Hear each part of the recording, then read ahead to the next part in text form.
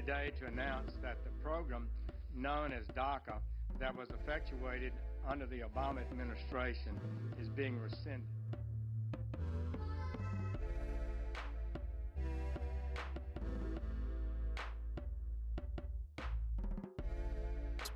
Point in time. Here's what happened. After the earthquake in Haiti in 2010, Haitians were granted something called the temporary protected status in the United States. What that allowed them to do was live there legally, work legally. About 58,000 Haitians across the United States were able to get that status, and it would get extended or updated every 18 months. Now, back in May, the Trump administration said, we're going to look to see if that status is still needed. Given how the recovery from the earthquake has been going, maybe it's not needed anymore. And at the time, the person who's now the chief of staff in the White House, John Kelly, said Haitians should prepare for and arrange for their departure. In May, the Trump administration gave a 6-month extension, said, okay, if we need to lift this, it's going to happen in January. So that's the situation that Haitians are facing right now. They could do nothing and hope that somehow that status will be extended in January, or face deportation in January if it's not.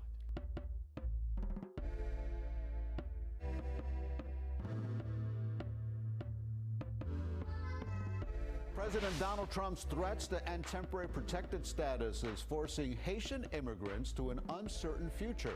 An unprecedented number of migrants are crossing the border from the U.S. to Canada to seek asylum. Montreal's Olympic Stadium has been converted into a shelter, a temporary home for hundreds of Haitians fleeing the United States. They come to Canada through unofficial border crossings like this in Quebec, hoping to gain asylum in a country known for being welcoming to refugees. Influx is taxing Montreal's temporary housing system. The shelter at the YMCA is at full capacity. It's fear, it's panic, so there's a lot of crisis. Some people, they are already losing their job. There's people, they don't go out because they are fear of deportation. That Canada was the best option for me and my family. You guys understand humanitarian. Unlike in the United States, you treat people as human beings. The Royal Canadian Mounted Police have set up tents to process the arrivals at the border with the U.S. and Quebec. This week, about 100 Canadian soldiers were deployed to the border between the province of Quebec and the state of New York to build a 500-person tent village equipped with lighting, heating, and flooring. The site will temporarily house asylum seekers as they wait to be processed. Once processed, people are loaded on buses and driven to Montreal, where they're housed while their requests for asylum are processed. But with spaces running low, Montreal's Olympic Stadium has been turned into a shelter for more than 1,000 people. And if you do cross the line, we'll arrest you. That's the point. Get arrested and then apply for asylum. Nearly 4,000 Haitians have done that this month alone. The backdrop to all of this, you can understand they're looking north, and they see Canada, they told reporters, as a friendly, welcoming nation. But they may not have a full understanding of what their status is here. Absolutely, and you can see why. First of all, the proximity to Canada, about 20,000 Haitians in New York State, so they are close to the border.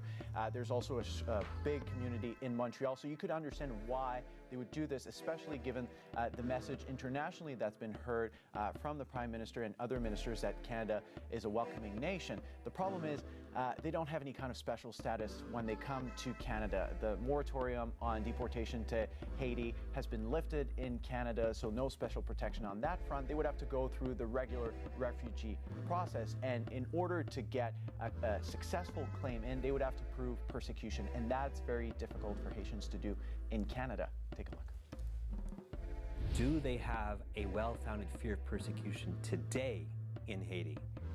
And if they do not, if they're afraid of poverty and destitution or high crime, most likely they'll be refused refugee status.